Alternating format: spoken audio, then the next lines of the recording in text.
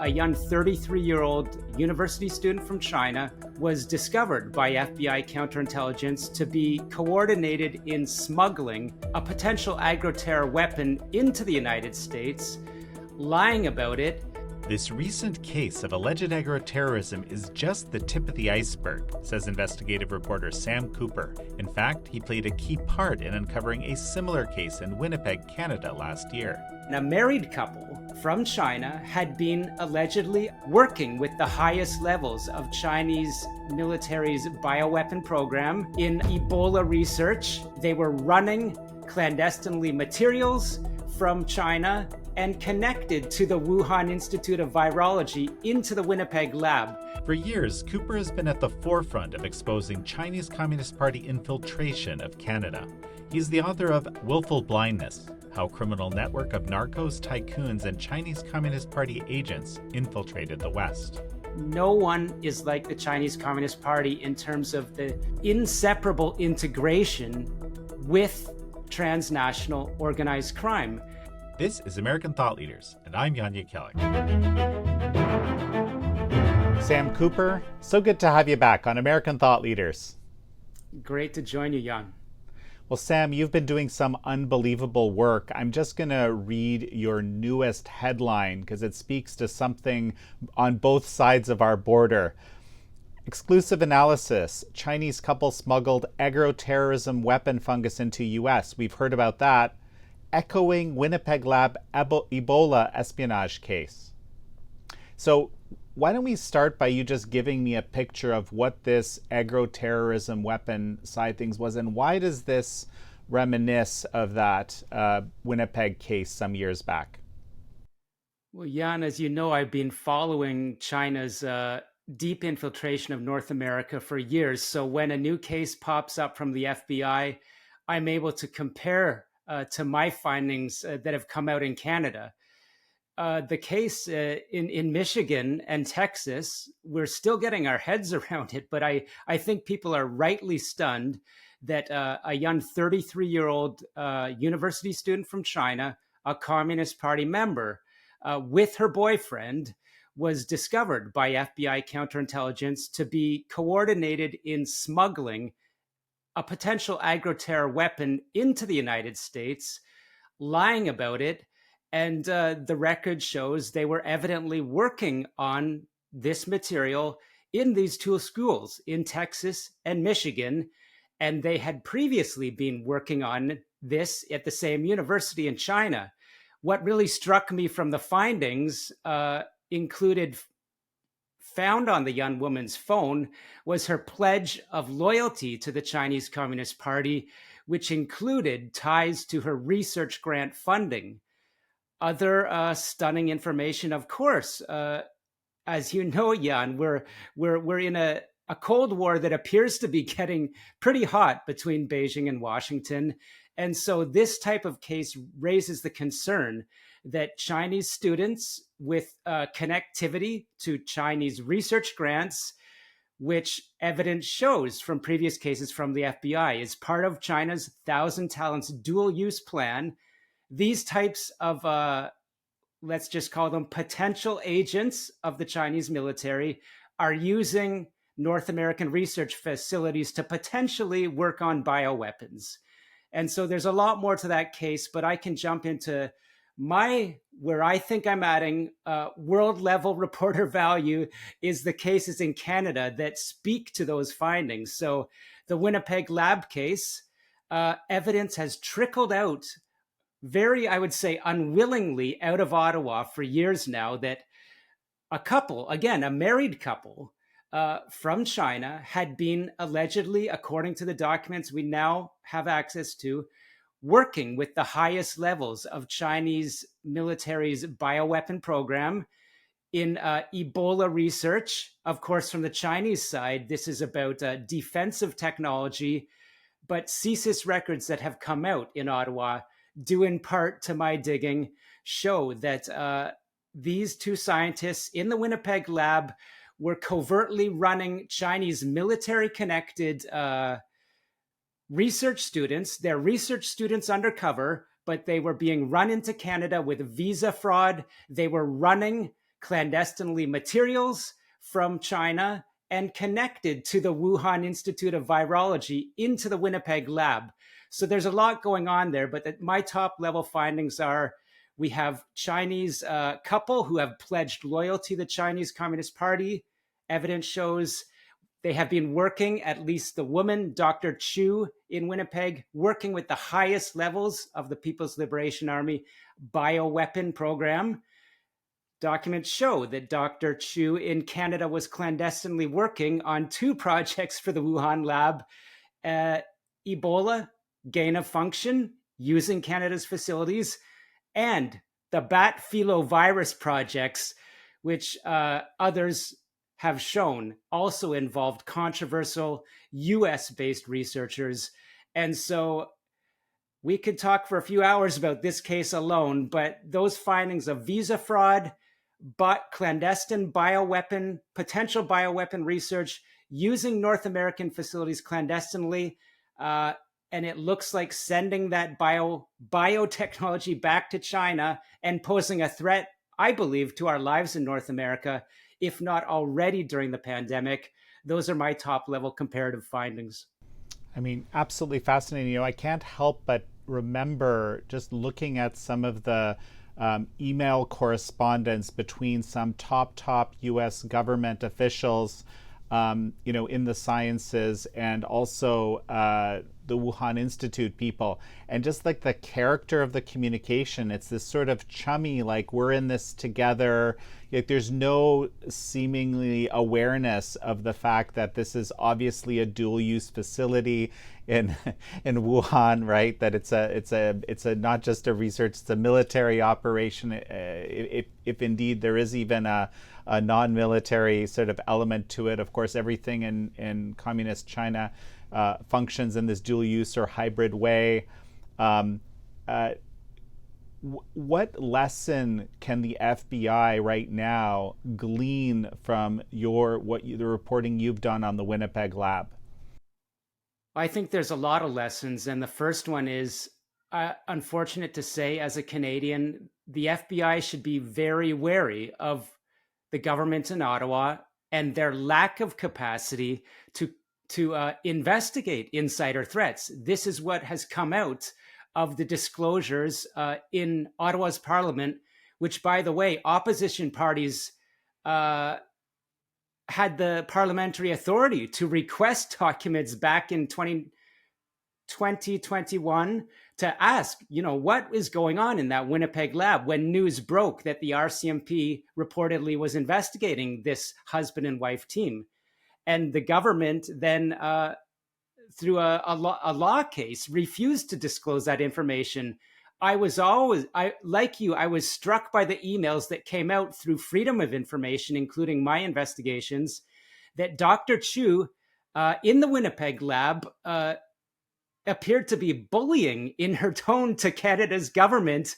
She seemed, in my judgment, to be under such pressure to deliver unknown quantities, unknown materials in some cases, but what we do know, the engineered Ebola products that she had sent to the Wuhan lab, as well as other, highly dangerous pathogens. I remember in one memorable email, she emailed a superior and said, what's the holdup? The Crown doesn't regulate the Crown. Essentially saying, in my view, she was saying, this department in Ottawa can't tell Health Canada, who already has authorization, that we can't ship these materials to Wuhan. I saw the same bullying and pushing tone from scientists in the Wuhan lab. Their identities are redacted, but I believe that I could see the tradecraft of the Chinese Communist Party apparently pushing the Canadian scientists around. The lessons for the FBI of Kash Patel, the lessons for the CIA, the lessons for all American, including military intelligence, I believe that came out of what we know, what we're able to know from the Winnipeg lab is that case goes very deep. Dr. Chu added her scientific capacity under a high-level Thousand Talents program to the bat filovirus project. And as we say, to gain a function for Ebola. There is no evidence that Dr. Chu sent any materials from the Winnipeg lab related to the bat filovirus. We do know, according to the CSIS records that have come out, that she was hired by Wuhan to give them at least the appearance of having the high level safety standards of the West.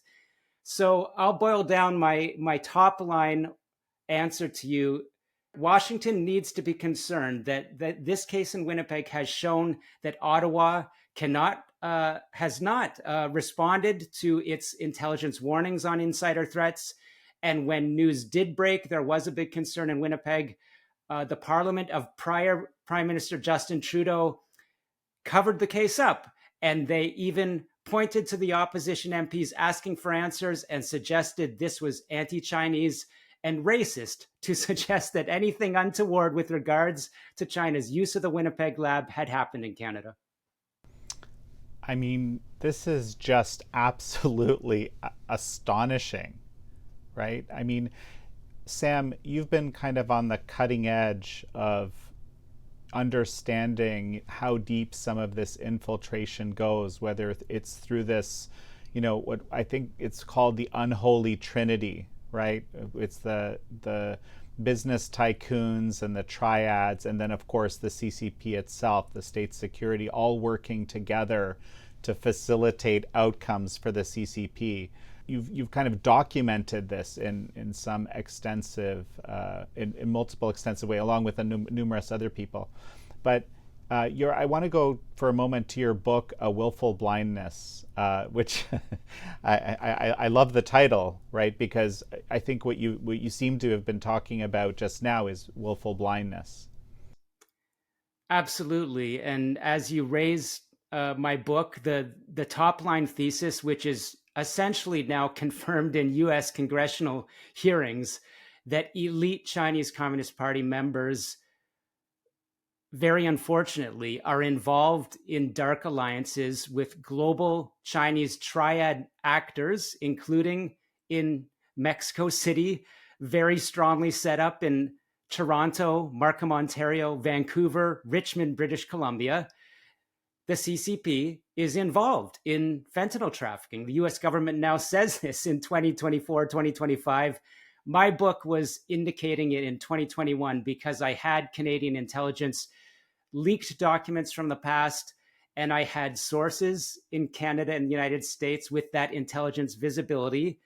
And what you raise when you talk about that dark alliance, it brings to mind that a figure that the great Australian researcher Alex Joske into United Front and Ministry of State Security Networks, in one of his reports on the Thousand Talents, of a very elite actor in Markham, Ontario, who is being investigated for the Chinese police station activity. My information strongly indicates involved at the highest levels of trade and organized crime activity, with connectivity at the highest levels of the United Front, to the point where this individual can be shown shaking hands with Xi Jinping at one of these state level, presidential level, United Front Work Department meetings in Beijing. This is all on video. Here's the point. This individual is pictured at a Thousand Talent station in Markham, Ontario, in Alex Joske's research. Standing beside him, Canada's former ambassador to China, John McCallum. So that just, I think in a nutshell, in a case study, that brings together the Winnipeg lab story. I believe it should bring in the Michigan and Texas threat network story, at least in the big picture, that the Thousand Talents and dual use is being used to run agents into North America, disguised as students or leveraged as students by United Front actors who I'm asserting with 100% confidence are also involved at elite levels of CCP police station and organized crime activity. So sometimes when I step back at my findings, I almost have to give my head a shake and go back to my sources, whether they be at senior levels in the State Department, DEA, RCMP, Canadian intelligence, and say, are all these connections right? And they say to a sentence and to a word, 100% what you're reporting, Sam, We know a lot of it's classified. That's why we can't always come out and say it. But I do believe in comments we've recently heard from Kash Patel on Fox News. I know you saw them. He said, look, Canada has a problem, especially in Vancouver, with the Chinese Communist Party interconnecting with Mexican cartels and Iranian threat actors. And so that's what I pointed to in Willful Blindness. Let's do a couple of definitions along the way, just for the benefit of our audience, for people who might not know the terminology. For very quickly, the Thousand Talents program, what is that? This is a research program that the FBI in recent years has publicly said China at the highest levels is running essentially a Chinese military funded program to reach out to, in many cases, Chinese ethnic migrant researchers who are working in the West, and to offer them, while they maintain their jobs at Western universities, so getting one paycheck, having access to our high intellectual property labs that are taxpayer funded, as you know, these people are offered secondary grants to at the same time be working for Chinese universities. And if we can picture it visually, according to the FBI, Alex Josky and the experts, this is a dual use clandestine tunnel of sucking out, to use a vernacular word, vacuuming out Western intellectual property under the cover of academic research, but sending it directly to the capacity of the People's Liberation Army. So this would be applicable to, I believe, Huawei's growth. I believe it would be applicable to what I have reported, based on Western intelligence, Huawei's clandestine takedown of Nortel, Canada's former leading 5G, crown jewel. So high tech should be bioweapon research. Thousand Talents would apply to the Winnipeg lab, and it would apply in general to that agro-terror alleged or potential agro-terror research case that with the news breaking this week. And just very quickly, we hear about Chinese police stations. What's the situation in Canada with Chinese police stations? The situation in terms of functionality is very similar to the situation in the United States, where we have indictments in New York City of, it has turned out, alleged proxies for the Chinese state working with the Ministry of Public Security to collect information on residents in New York City. And it turns out that the actors are from Fujian province. So they're called Fuso compatriot societies. And the difference in Canada is these very same networks are active in Toronto, Montreal, Vancouver, consistent of purportedly hometown associations from across China, but working within Beijing's funded foreign influence arm, the United Front Work Department. These hometown associations are tasked clandestinely by Ministry of Public Security officers to maintain illegal, right? These aren't legal by the Vienna Convention, illegal clandestine consulates on Canadian and American soil. But what I wanted to add, though, the RCMP has announced investigations and subsequently charges. Mind you, that only came out after Safeguard Defenders informed the world of how these so-called 110, which relates to the Ministry of Public Security stations, are running around the world. The RCMP hasn't charged anyone.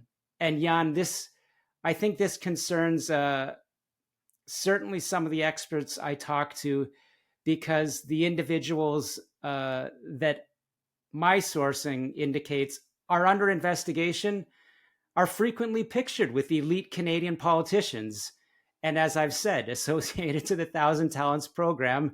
So I think it raises the fair question that we have charges in New York City. Of course, the same things are going on. We have quote unquote community leaders from Fujian now living in New York, Boston, many areas in the United States, pictured with American politicians. It raises concern, but we have some charges in the US. We don't have, charges that we can report in Canada. Hmm. Well, it's interesting that you mentioned the United Front because both of these types of operations fit into the overall rubric of the United Front. This is something many years ago, I can't remember. I remember when we first discovered this United Front and started reporting on the fact that it existed and was functioning in North America. Nobody wanted to believe us.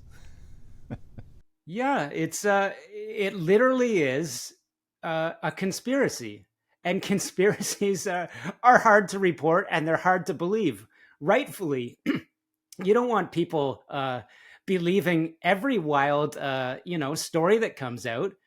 But the evidence behind the United Front and how it was massively, it's always been there since Chairman Mao. His first spy master, Zhou Enlai, we can read Alex Josky's report about how Zhou Enlai said the United Front shall be used to conceal the illegal within the legal. And that's exactly what the United Front Work Department does. Its first victim is the Chinese people. So there's only so many Chinese Communist Party members sitting on top of, a population of 1.4 billion. The United Front is the core entity used to maintain control from the highest levels over all that population who are not CCP members. It's now being rolled out, as researchers like Alex Josky have proven through documents across the world, and ramped up massively under Xi Jinping in 2012. So I agree with you. This stuff, it's hard to believe that the CCP has such an active, functioning party involved in our democratic systems. But that's what the United Front is. It's there to surround our politicians, our business leaders, our police officers with clandestine operatives from Beijing under the cover of purported community associations. So again, remember, I hit this home all the time when I'm trying to explain the United Front, blending the illegal with the legal, or using the legal to conceal the illegal. Yeah, that's fascinating. I love that particular characterization, and we see it in the entities like the Confucius Institutes, even, which are, ostensibly educational institutions, but all sort of factors of influence or elements of this overall influence strategy. There's also this other dimension, and this is something that's been really on my mind lately since the CCP escalated actions against us, the Epoch Times, and various Falun Gong related entities like Shenyun and practitioners in general. There's just kind of there's been this escalation of focus in the foreign sphere, perhaps ostensibly because of the success. There's been intelligence that tells us that it's because of the success of these institutions. The thing that strikes me most here is that it's going to be local people, foreign people that the CCP kind of believes are under their jurisdiction, which are, essentially anyone coming out of communist China, Han Chinese, or various ethnic groups that are within China, but also people like yourself and people like me fit into that, and either through influence or coercion. And you've actually done some reporting on this. Maybe you can give me a picture. Yeah, I can give you a picture based on documentation, and I can relate it to what you say about perceiving an intensification of attacks on Falun Gong from the United Front. There is a police report I have read about a United Front Work Department leader, the same individual I referred to earlier in this interview, that is seen shaking hands with Xi Jinping in 2019, who I am asserting is involved in Canada's election interference networks, which my reporting revealed, who is involved in RCMP investigations of CCP police stations, not charged, by the way. This individual allegedly brazenly threatened Falun Gong members who were protesting about the inclusion of a Confucius Institute in Toronto in 2014. Furthermore, my evidence that intelligence sources who accurately sourced my Canada federal election interference stories, provided me the view on documents that said one of these United Front groups in Toronto, who I am saying is led by the individual I'm pointing to, received $1 million to run $1 million from the Toronto Chinese consulate to run fake counter protests against, those who were speaking out against Confucius Institutes. So all of this evidence is speaking towards the high-level actors. My way of research has always been, you can see the high-level actors in Canada that are involved at the highest levels in casino crime, at the highest levels, I believe, of global money laundering that is moving money around the world for Mexican cartels dealing fentanyl. Unfortunately, in Canada, my photo evidence shows these same actors meeting with senior Canadian elected officials, whether it's in Vancouver, Toronto, or Ottawa. So transnational repression, I believe, is flowing down again from Ministry of Public Security, Ministry of State Security, the People's Liberation Army, the United Front Work Department that we've been speaking about. And these senior, on the surface, legit businessmen in North American cities that are really, I'm saying, at the elite level of global gangsters, because they are facilitated and enabled by Chinese intelligence networks. They are the ones thuggishly in the community, whether it's New York, Boston, Toronto, Vancouver, Los Angeles. They are the ones that the diaspora knows are dangerous. They are what Canadian intelligence documents call high harm proxies. That means I believe they could be responsible for transnational repression that would go up to bodily harm, potentially to the highest levels, forced repatriations, perhaps even kidnapping in some countries. That's how bad transnational repression gets. And people in the community have been telling me about this as a journalist for a long time. The threats are real. Joseph Tay, in the recent federal election in Canada, running in a very key riding, was the subject of such repression, both on a cyber level from Beijing, and I believe at a physical level where he was trying to campaign, that, as I reported, later confirmed by the New York Times, Mr. Tay was warned by the RCMP. They thought it wasn't safe for him to go knock on doors. And the thought that raises in myself and members of the community that I've spoken to, including Frances Hui, who herself is a community leader from Hong Kong, also sanctioned by Beijing's national security law and now living, in the Massachusetts, Boston area. These people say, why did the RCMP not provide protection to Joseph Tay so that he could run a fair campaign and knock on doors? Why have they not acted on these transnational repression networks? Jan, that's a case that I'm still working on, both in the American side and the Canadian side, and it deeply troubles me. And I'll finish my answer. My knowledge of repression, unfortunately, is direct. I myself, as a reporter in Canada at the leading edge of exposing these networks, and now North America, I was asked to testify in Canada's Parliament in 2023 about how Beijing is threatening Canadian politicians. This is before the Joseph Tay case. 2 days after I testified, an RCMP National Security Unit knocked on my door and said they had legal authorization to warn me that they had learned about a credible threat against myself as a journalist. And I'm not stepping forward to share this sensitive information with you today as a victim. I'm saying that I have the capacity and connections to protect and to expose.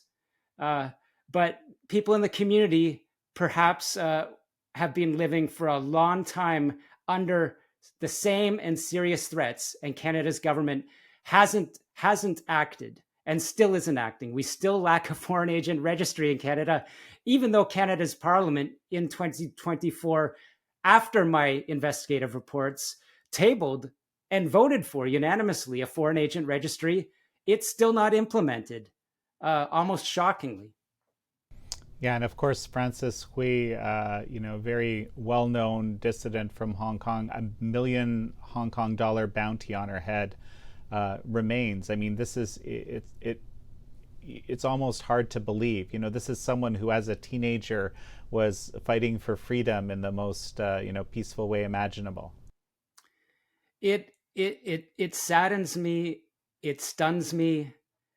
Jan, I'm still working on the story about Francis Hui and the community's reaction to the fact that a jury didn't move forward with a conviction against the man that allegedly was involved in stalking Francis in 2019.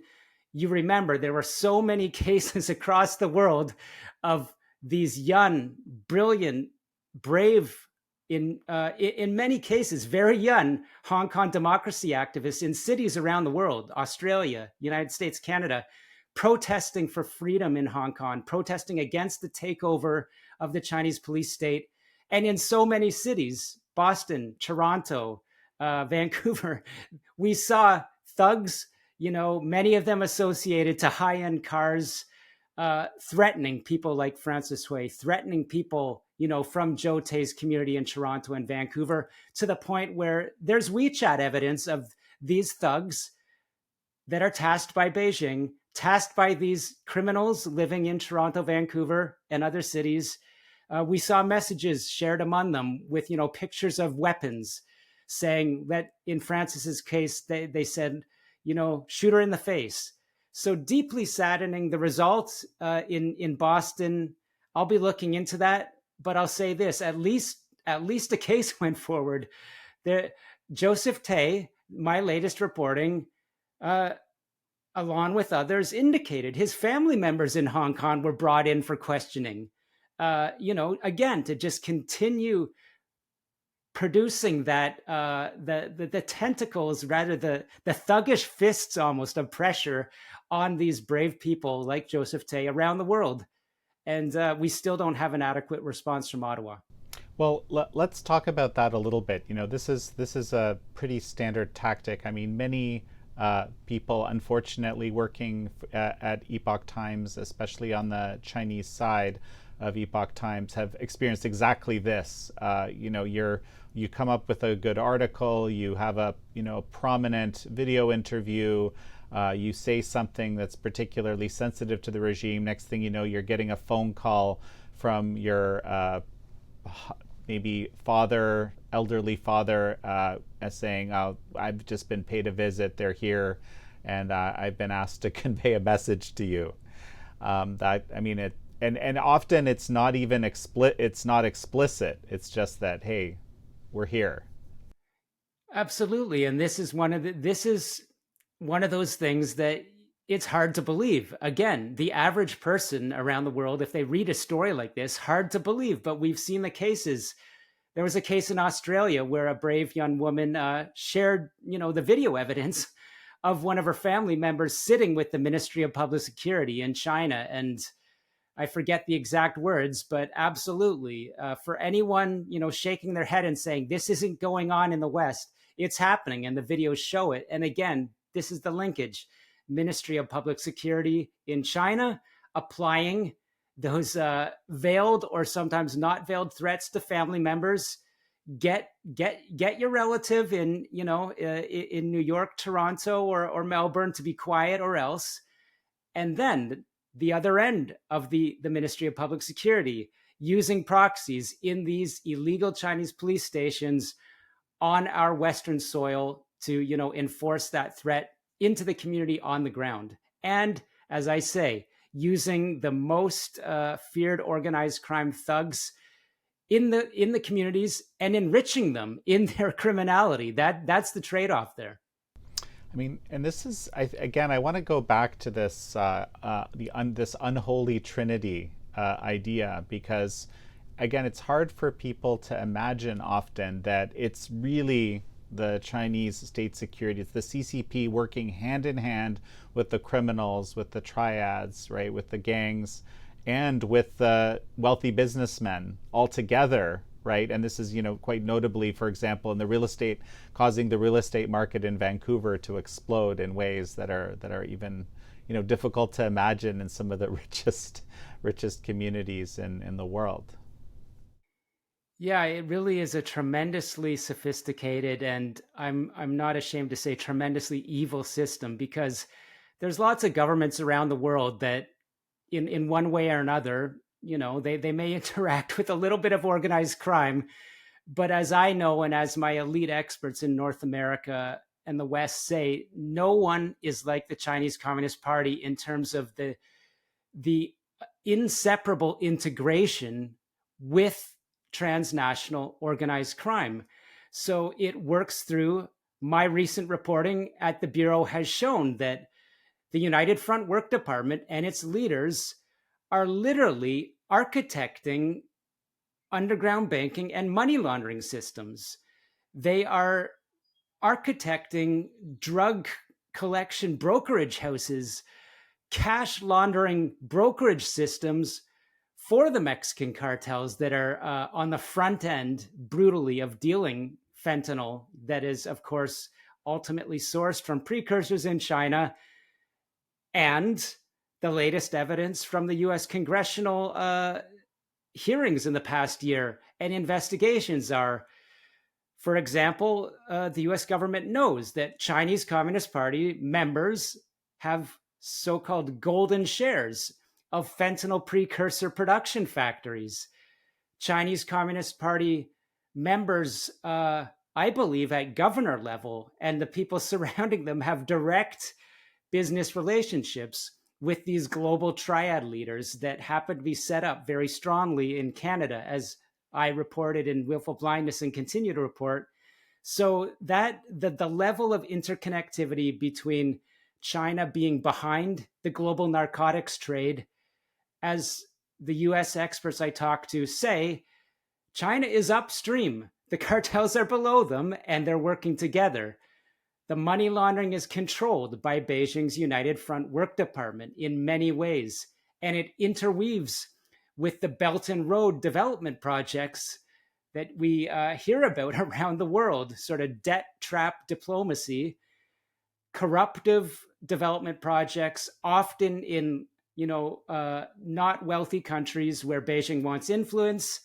And as my most recent reporting shows, the global drug bosses working with China and enriched and protected by Chinese security are using, drug cash around the world to fund these Belt and Road projects and to send those profits back to enrich the communist regime. So that's how deep and integrated and sophisticated that connectivity of organized crime, drug cash, and Beijing is. It goes right to the top and it can't be separated. And of course, you've been covering the fentanyl trade on the Canada side, Canada and the Canada-US border for some time. I saw that you recently noticed that there seems to be an increase in lab activity, cartel activity on the Canadian side. And we're talking about Mexican cartels here? What are we talking about? Yes, this is a very little known until recently factor, and that is that Canada, of course, like every nation, has and has always had organized crime. In Canada, it was, often groups related to, traditional Italian mafia and outlaw biker gangs that were understood to be very strong in Canada.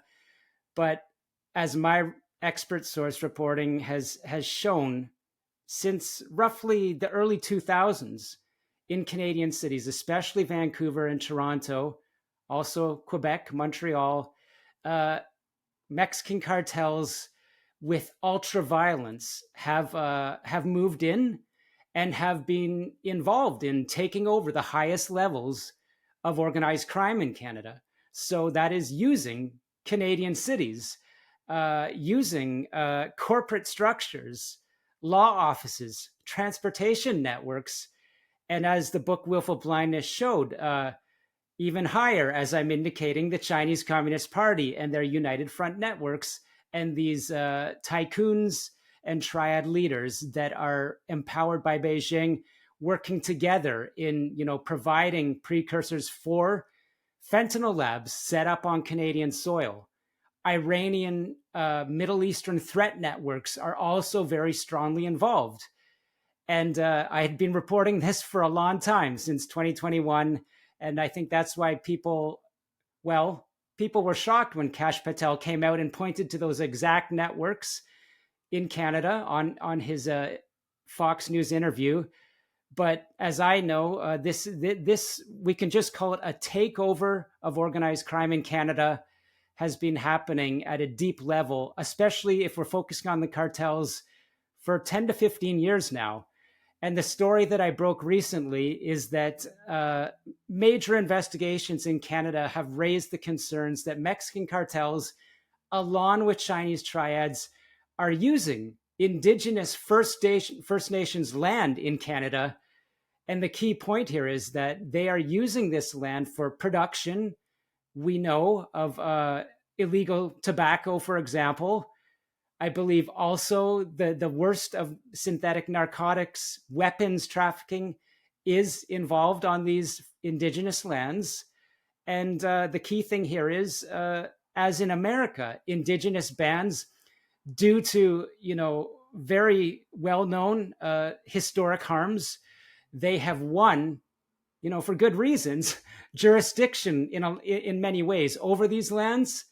But what has happened is, if we're talking about Mexican cartels, Chinese triads, who I'm saying are integrated with state networks and empowered by state networks, they are coming in onto these First Nation lands in Canada as a stronger authority, almost as a government level, as I'm saying, a criminal government, and using this land, often in Ontario and Quebec, right along the American border, and spread out in some cases. We call it the Six Nations, 6 Indigenous nations in Ontario and Quebec.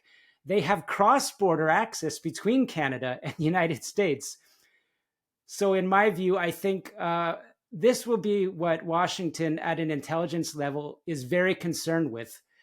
These land corridors in Ontario and Quebec being used easily and clandestinely by, I believe it's 170 criminal groups that have access to those First Nation lands and are using it to cross the border with drugs, weapons, and human trafficking. This should involve the terror suspects that Kash Patel is concerned about, and my reporting in previous months and years has also raised concerns about.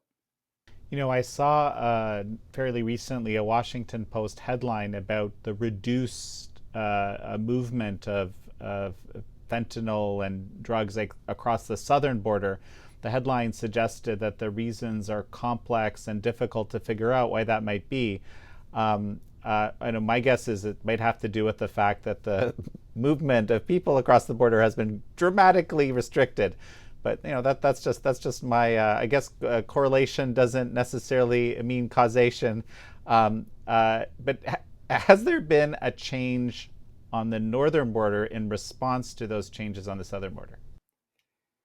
I believe so. And this has been very controversial in Canada, with President Trump pointing to Canada and saying, along with more recently Kash Patel, that Canada is increasingly responsible for the flow of fentanyl into the United States. There's not always, fulsome data to back that up. But in conjunction, I had to smile when you raised that Washington Post headline. Look, there are Mexican cartel operatives that have said, President Trump, in some ways we respect that he has come out and said he's going to protect his people. And there have been numerous cartel bosses now extradited from Mexico to the United States. And we know that the U.S. military is now set up on the southern border. So I don't think we need to be necessarily a high-level detective to discover that even the Mexican cartels are saying the Trump crackdown and the crackdown on the flow of people at the southern border would be, what is responsible for that sealing of the southern border. But in the past months, I have been reporting, based on sometimes senior level sources from US agencies that can't be named. They said, what we are concerned about is that we have sealed up the Mexican border. America, since the 2004, I believe, really started to crack down on labs, whether they were methamphetamine at that time. And that's when the labs set up strongly in Mexico, from 2005 onwards. There's some major cases that show that. But what my US experts said was Canada increasingly is where the super labs are set up, because you have weaker laws, and your government, no one is wanting to point fingers too much. They don't want to increase the tension and rhetoric, but our government in Ottawa hasn't been responsive. And as I reported in Willful Blindness, this has been going on. The scaling up of labs, I pointed to it in 2021. My book has a picture of Vancouver with an artistic representation of blue fentanyl pills exploding out of that port.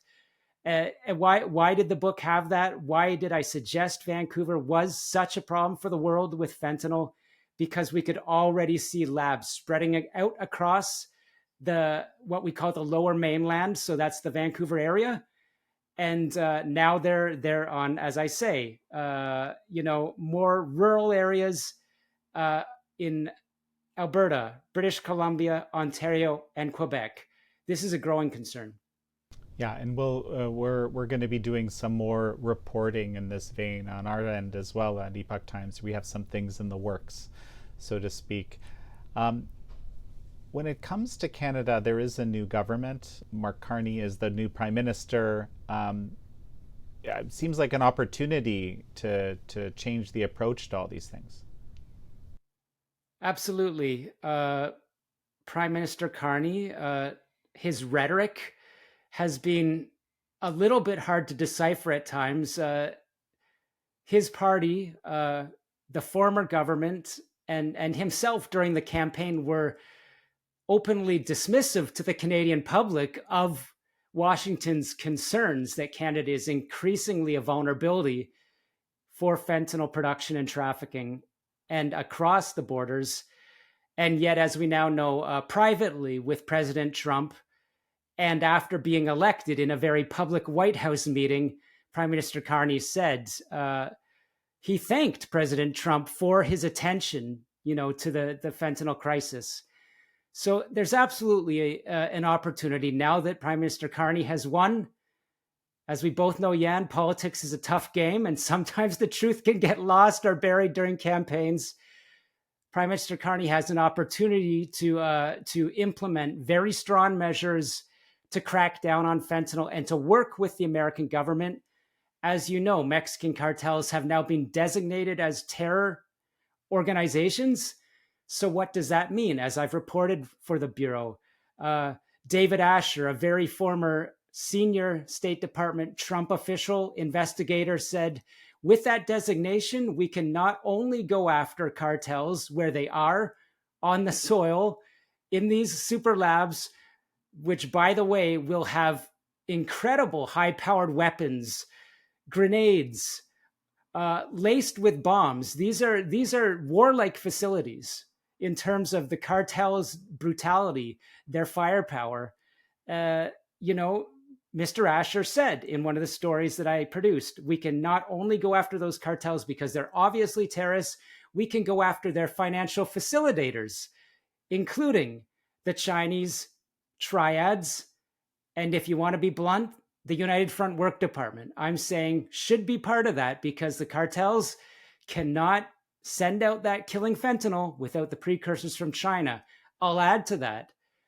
What if a big bank from North America, or a big shipping company, a logistics company, a postal company is found to not be taking adequate measures to crack down on the shipment of fentanyl, methamphetamine, or the complex laundering of the proceeds?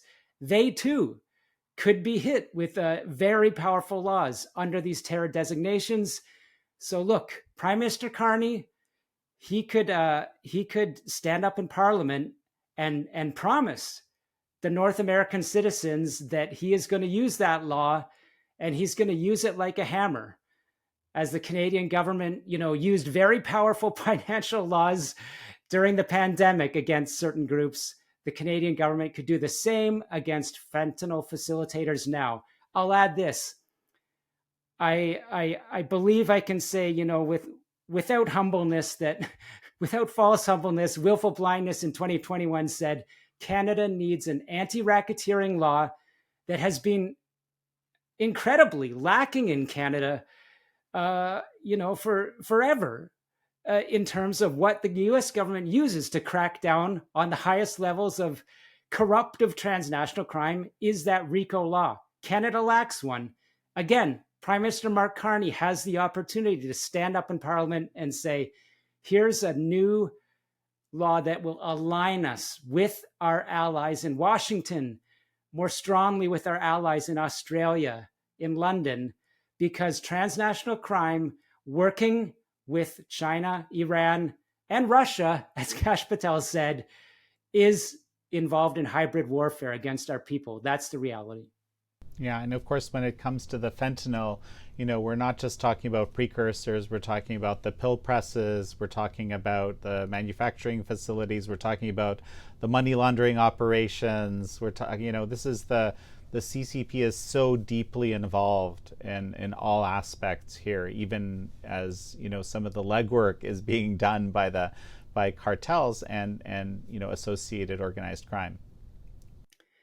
You're right. And the way I described it in my book, and I continue to describe it from US sources as new DEA cases pop up indictments, China has spread its decentralized drug production facilities around the world. So you're right. If you're a business person that imports a pill press, whether it's in Mexico, upper New York State, Vancouver, where I know there are many, you should be hit with facilitating China's offshore production. And again, my point here is that China has strategically spread and decentralized its synthetic narcotics production facilities around the world. Why?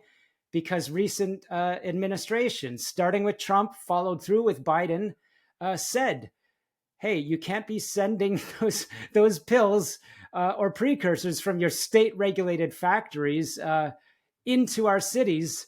And so what does China do? They respond by sort of claiming some deniability and spread the factory pieces out around the world, where they're reintegrated by the very same actors that are working. I believe the US government evidence is now with elite Chinese Communist Party officials. Yeah, and there's always this sort of quasi-plausible deniability. And I say quasi because I think in many cases it's not even plausible anymore. And that's again where this brilliant term, willful blindness, comes in. It's just much more convenient often to just not have to deal with it. But what happens is it metastasizes over time. Yes, this is a theme of or a thread of reporting that I'm digging deeper into right now. The complexity that allows Beijing to claim deniability is directly related to Beijing giving the provincial governors or the provincial CCP systems and even the provincial security bureaus sort of free rein to fulfill very secret and high-level objectives that come from the top in Beijing.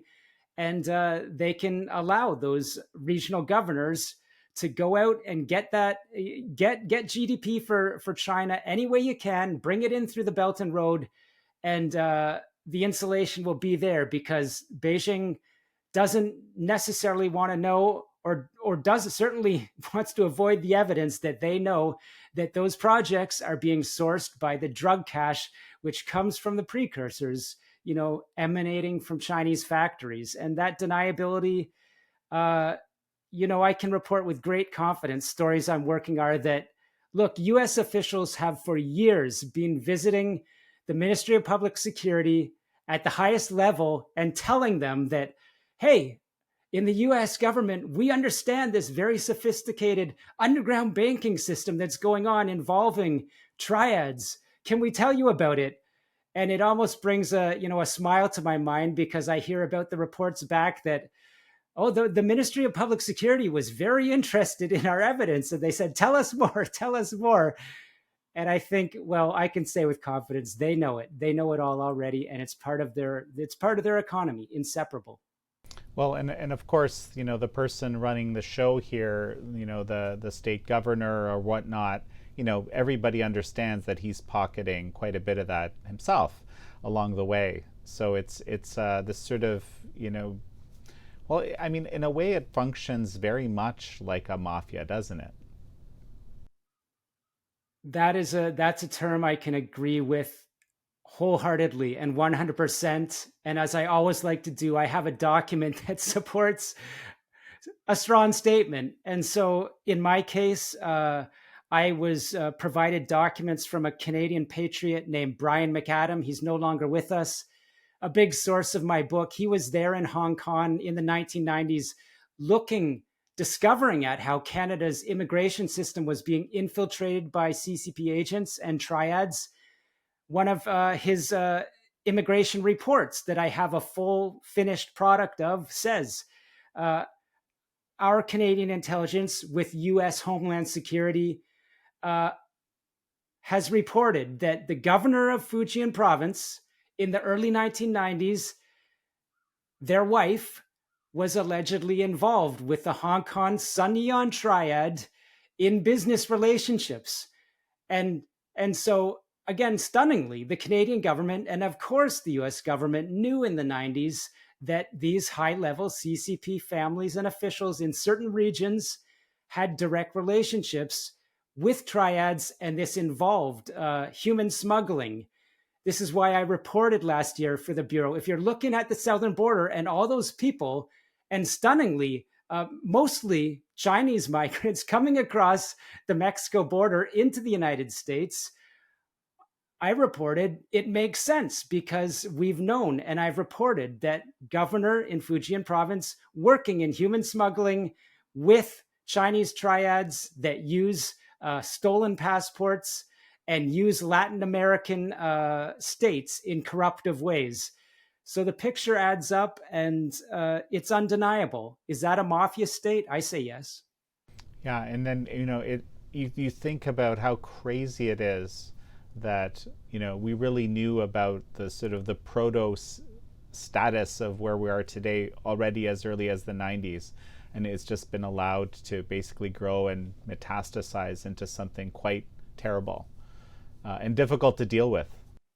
I agree. And again, Brian McAdam, I hope people can look up the stories I've done sourced to him. Again, a great North American patriot. I believe the American government would really appreciate him.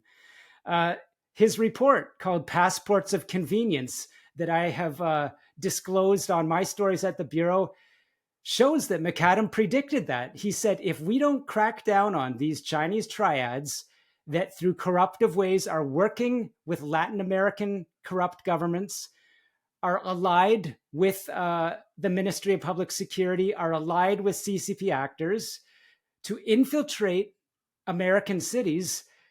They're using heroin now, and this will harm our population if we don't act now. The situation, just to paraphrase, the situation is going to get worse. And how prescient and how heartbreaking that this is documented. He told the Canadian government, please act on this. And they didn't. They didn't. Yeah. I mean, unfortunately, too common a tale, what you're describing, sort of people heroically, trying to disclose some of these things. And then, or, the Sidewinder report from years ago. We're going to finish up in a moment. I'll encourage our viewers to look up Sidewinder and find out what that was. But we know a lot of what was going on years ago, but often these reports were mothballed or people demoted and so forth. We do have to finish up. A final thought, Sam? Final thought. I'm a Canadian patriot. I can equally say I love the United States, and I love the leadership they're providing in the world. Sometimes tough work leads to controversies around the world, but North America really is a fortress that should be protected, and equally the role of countries like Canada and the United States in trying to provide freedom and support to the people of China that are living under a brutal regime. I believe that is the mission of our time. And as you say, it's sad that patriots of the past have been ignored, often through willful blindness that I believe leads to corruption in the West, and that has to be overcome. Because what is on my mind almost every day, especially after being invited by the Ministry of Foreign Affairs in Taiwan to visit that wonderful democracy in 2023 and learn how they have withstood, a brutal attack from the United Front from decades, but now are increasingly endangered. Really, it is the citizens of the United States and Canada and other Western powers cannot ignore what China is doing on our soil and other nations around the world. We need to stand together. Sam, I'm going to ask you one final question. This is the real one because I can't help but do it. You mentioned legislation that needs to be passed in Canada, something of the equivalent of RICO laws.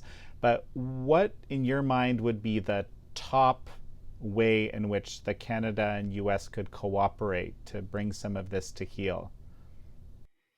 It really is about alignment. And for Canada, I don't like to be tough on my compatriots, but it very clearly, whether it's cartels and triads using First Nations reserves, or the lack of implementing a RICO law or tougher money laundering laws, this has been negligent of Canada's government for 20 years or more. We can go into parliamentary records and hear about debates on the very issues that I'm talking about today. So look, we need Canada to implement reasonable, modern laws like a RICO Act. I write in Willful Blindness, the RICO Act needs to be twinned with an anti-infiltration or anti-hostile state activity act to give a hammer-like power that is able to surgically crack down on agents of foreign states and dangerous gangsters that are essentially killing our people. That's what needs to happen. We will have that alignment if Ottawa can reform some laws. I'm not saying that the United States, Washington, or even Canberra, Australia have perfect laws, but they're at this level of protecting their people reasonably. Canada is at this level, and this comes from documents. I'm not just saying it. Well, Sam Cooper, it's such a pleasure to have had you on again. It's great. I hope we can do it again. This really is the topic of our time. Absolutely. Thanks a lot, Sam. Thank you. Thank you all for joining Sam Cooper and me on this episode of American Thought Leaders. I'm your host, Jan Jekielek.